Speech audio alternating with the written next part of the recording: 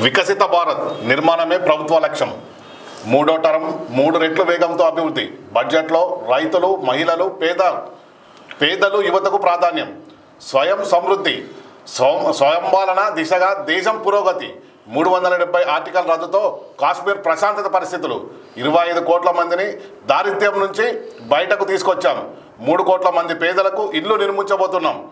కృత్రిమ మేధో రంగంలో భారత్ ఏఐ మిషన్. ప్రయాగ్రాజ్ తొక్కిసలాట ఘటన విచారణకరం. పార్లమెంట్ ఉభయ సభలను ఉద్దేశించి రాష్ట్రపతి ముర్ము ప్రసంగం.